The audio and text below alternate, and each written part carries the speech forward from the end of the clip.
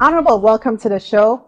Thank you. I'm so honored to have you join me. Thank you. Very well. So, Honorable, I want to start the conversation by giving this conversation some context, right? On April 2nd, President Trump announced Liberation Day for America, and he introduced sweeping tariffs across the world. China, Mexico, that's kind of where most of the headlines focus. But here in Africa as well, we felt it. Some countries were facing up to 50% tariff. And all of a sudden, everyone started talking about why Africa, a market of over 1.4 billion people, hasn't quite figured out how to shield its economy by trading more with each other. And for you, I know this was not a new conversation because this is something that the problem that you have been trying to solve for a long time as one of the architects of the African Continental Free Trade Area. So I want to go to the origin of that policy. What was the idea and vision behind it? Very well. And I'm pleased that you put this in an appropriate context. When the Organization of African Unity was being established in 1963, it was always the dream of the founding fathers that they would move beyond the decolonization of the continent and start bringing the African countries that had gained independence together. And among the things that they talked about was trading amongst themselves. They talked about not just a continental market, they also talked about establishing an African economic community. But you can imagine that new independent countries beset with so many challenges, they almost forgot about the original dream of integration and seemed to have been focusing more on overcoming their post-independent challenges. So it took quite a bit of time for Africa to start looking at integration in terms of economic integration. And they started with the regional economic communities. The first of these was the ECOWAS, for the West African states. And then subsequently you had the SACU, which was a customs union, which actually started much earlier as a customs union. But in terms of the regional economic communities, that came much later on. And then there was EAC for the East African countries. There was COMESA. And then the Maghreb countries have also been at this for some time. There was a point where it was generally believed that in spite of the establishment of these regional economic communities, the level of inter-African trade was still low, and that the original dream of a more economically integrated Africa was still not being realized. So there had been discussions around enhancing the level of a trade amongst African countries. I was invited by the UN Economic Commission for Africa when we went out of government I was called around 2011 to become the director for the African Trade Policy Center.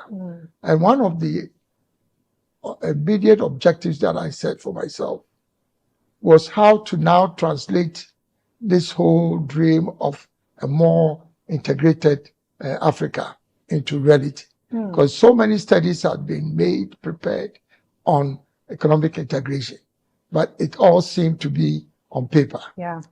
And I started with what I call the Africa Trade Forum series. And the objective of these Africa Trade Forum series was to have broad stakeholder consensus that we needed now to become more action-oriented. You know, gradually Africa is becoming a NATO continent. No action, talk only. That's what I mean by no action, talk only. Right, Yeah. right. So from there on, we put a technical team together to look at two things.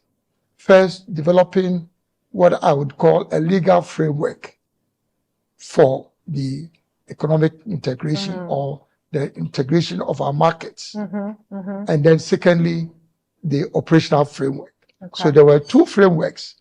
The legal framework, which eventually turned out to be the African Continental Free Trade Agreement. Got it. Got it. Okay. And then the operational framework was called the Boosting Intra-African Trade. So we went, I think it was in January 2012, to the Heads of States African Union Summit with two decisions to be endorsed by the Heads of States. First was the agreement for Africa to trade amongst itself. And secondly was this Boosting Intra-African Trade framework, operational framework. Yeah. Now, unfortunately, although both decisions were adopted by the Heads of State in 2012, everybody seemed to have been excited more about the legal framework, which is the agreement, and everybody seemed to have forgotten about the operational framework, which is often referred to as BIAT, Boosting Intra-African Trade. Because the BIAT was supposed to provide the implementation arrangements for the agreement to become a reality. Yeah. So what you're saying is everyone loves the idea of African trading more with each other. Yes, that's why we've been talking about it for so long. But when it comes to implementation, right, and you helped build that framework for what that should look like. So the first part of that is let's agree that we need to trade more with each other. And you got 54 African countries, heads of states, to sign that agreement, which in itself was historic, right? And I want you to talk about how you were able to build that sort of consensus, because it's in a continent that's fragmented. It's so hard to get people to agree on anything. So how were you able to get those 54 leaders in the same room and to sign on the dotted line? It was, Sandra, it wasn't easy. And sometimes when I reflect on this, I'm not even sure how we're able to orchestrate this. As the lead architect for this whole agreement, it required the technical team first to be very substantive and clear about the content of the decision that we were taking to the heads of states. Because we knew that instinctively it was going to be very difficult for the heads of states to agree on. Post-independence, every country seemed to have been interested in defending their territorial integrity and defending their sovereignty, rather than talking about integration. But we worked our way through. It's not everything that you can talk about on camera. But the interesting thing was, when we finally was able to put together the draft agreement, normally you bring this to a point where then there's legal scrubbing, as we call it, before it becomes a document that you can put before the heads of states. Everybody started feeling jittery. That, as the Americans would say, ain't gonna happen. Ain't gonna happen. So the chairman of the African Union asked myself and another colleague of mine who had been leading this effort, telling us that, well, you say it's going to happen, so let make sure that we'll make it happen. Make it happen. And interestingly, and here, because I've been a diplomat before, I cannot specifically mention names of heads of state. Sure. Literally every single head of state that I went to said, Alan, we know you'd always do a good job, but we are not sure this thing is going to work. Because their argument was, we have these regional economic communities that we have been talking about. Mm-hmm. And we know that in spite of that effort, intra-African trade is still very low. Right. Almost less than 15%. So how is it that enhancing this and escalating it to a more continental level would make it easier to happen? But interestingly, I used to be the director for UNDP's program for enterprise development in Africa. It was called Enterprise Africa. So I had actually incubated a lot of small and medium enterprises around the continent. So I knew the potential of the continent, that it could work.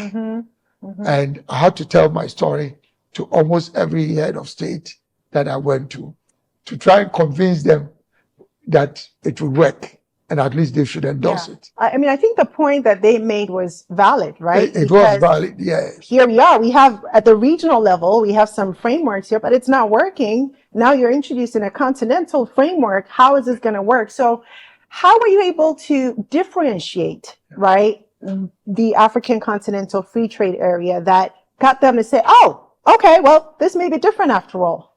Good question. The question that I posed to them is that I know Kenya makes very nice sausages. Now, in West Africa, we import sausages maybe from Holland, from, Why is it that it should not be possible for Ghana to import sausages from Kenya? Only because we are in an ECOWAS regional economic community and Kenya is in EAC. Yes, the regional economic communities were doing reasonably well. Not so well, but reasonably well. But the whole idea of escalating our efforts beyond the regional economic communities was to suggest that maybe if we had a larger market, if we scaled it up to the continental level, we would get more traction with the scale rather than remaining in our regional economic communities. So that was the first point that I made. The second point was that we had done some studies in the regional, I think with the regional economic communities. And in the ECA, we found out that at the time when Mercosur, in the Southern American countries, when they were getting together with their regional economic community, that the level of infrastructure development was much lower than where Africa was at the time that we were discussing this whole AfCFTA. So we didn't want to be bogged down by all the challenges. We wanted to move beyond the challenges and at least make an effort. So it was just a question of just making an effort. And I remember, interestingly, one of my friends who was head of state, one of the countries, told me, Alan, I'm not sure this will work. You bring it, I will not support it, but I will not speak against it. Oh, wow. So I'm neutral. So I'll be neutral. That's very helpful. But be that as it may, we pushed and pushed and pushed. And finally, the sense that I got was that the heads of states at that time decided that, well, maybe it's worth trying. Let's have a go at it. And so that's how come we got the two decisions. And in doing that, you created what became the world's largest free trade area. And Honorable, I want you to talk about the potential, right, of the African continental free trade area, because we hear it and we hear, Africa, 1.4 billion people, but what does that mean in terms of economic power? Can you really talk about the numbers and the science behind an implementation, a successful implementation of the African continental free trade area at 100% execution level? What could that look like? First, let's just figuratively look at Ghana, Nigeria, South Africa, Zimbabwe, Angola, DRC. All these countries 54 countries, individually resource-rich, coming together with their resources. I mean, it doesn't require too much effort to just imagine the power that this brings, even without the numbers. Yeah. Can you imagine all these 54 countries in a real integrated community? Let's look at what Africa presents. It's not just the population of 1.4 billion or the combined GDP of 3.4 trillion. You also have a continent that controls 60% of all arable agricultural land. My goodness. We control 1/5 of all forest resources. We have the most extensive water bodies, meaning that in terms of even generation of power, we have significant potential. Yeah. We control most of the significant mineral resources globally. So it should be clear to us that combining even our resource endowment would propel collectively all of us. Yeah.